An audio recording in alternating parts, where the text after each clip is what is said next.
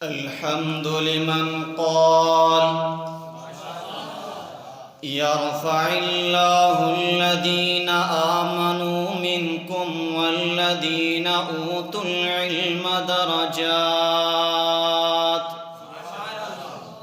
والصلاة على من قال طلب العلم فريضة على كل مسلم أو كما قال عليه الصلاة والسلام۔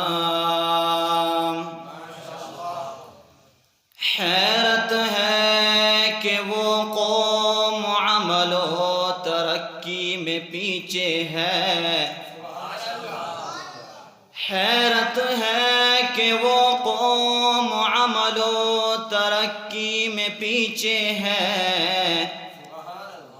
جس کا آغاز اقرا سے ہوا تھا۔ ارباب عقل و بصیرت اور میری دائیں بائیں جانب مسند انصاف پر انصاف کا قلم تھامے ہوئے منصفین کرام، آج کے اس دل نشین تقریری مقابلہ میں جس عنوان سے اپنے لبوں کو مزین کر کے لایا ہوں وہ ہے علم کی فضیلت۔ عزیزان من، میں اس عظیم عنوان کو دو پہلوؤں میں سما کر بیان کرنے کی اجازت چاہوں گا۔ پہلے نمبر پر ہے علم کی فضیلت قرآن کی روشنی میں، دوسرے نمبر پر ہے علم کی فضیلت احادیث نبی کی روشنی میں۔ علوم نبیہ سے فیضیاب ہونے والوں، توحید و سنت کے پروانوں، میں اپنے موضوع کی پہلی سیڑھی پر مضبوط قدم رکھتے ہوئے علم کی فضیلت قرآن کے آئینے میں دیکھتا ہوں تو مجھے بہت زیادہ آیات اس بات کا ثبوت دیتی ہوئی نظر آتی ہے کہ علم کی فضیلت کیا ہے۔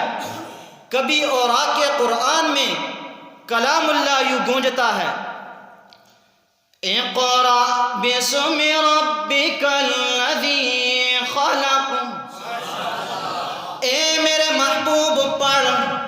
جب میں ان حروف کی ندی میں غوطہ زن ہوتا ہوں تو مجھے اس بات کا علم حاصل ہوتا ہے کہ میرے محبوب یعنی آقا کائنات نے بھی علم حاصل کیا۔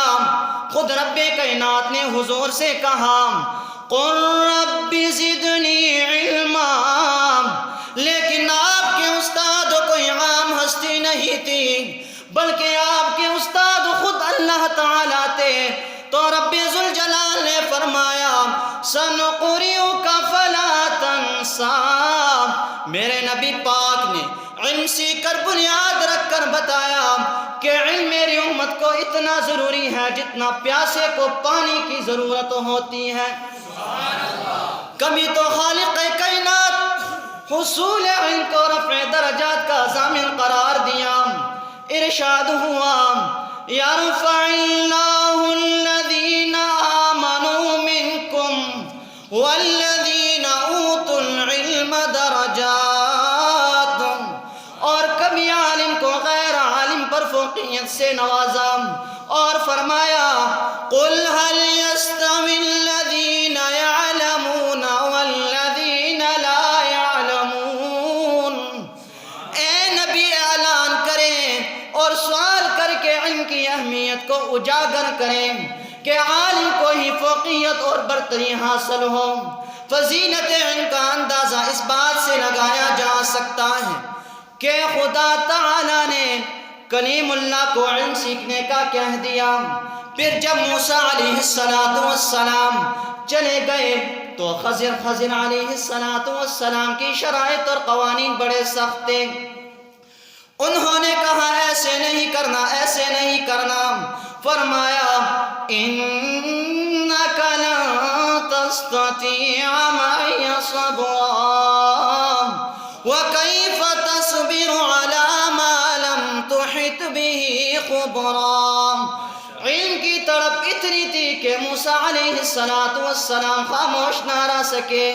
فرمایا ستجدنی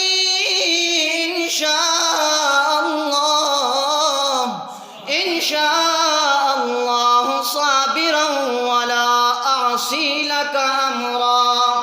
پھر واقع اول ہوا تو موسیٰ علیہ السلام نے قانون توڑ دیا. پھر ڈانٹ ڈپٹ کے باوجود کہتے رہے لا تؤاخذنی بما نسیت ولا ترہقنی من امری عسرا. دوبارہ پھر قانون توڑا. پھر بھی غصہ برداشت کر کے کہا ان سألتک عن شیء بعدها فلا تصاحبنی. معلوم ہو گیا خود حکم الہی ملا. علم سیکھو فضیلت کی دلیل. لیکن موسیٰ علیہ السلام کا بار بار تمنا کرنا، غلطی پر معافی مانگنا فضیلت کی دلیل ہے. حضرت علی کا فرمان ہے رضینا قسمت الجبار فینا، رضینا قسمت الجبار فینا، لنا علم وللجہال مال. میں اسی پہ اکتفا کرتا ہوں. رما علینا الا البلاغ.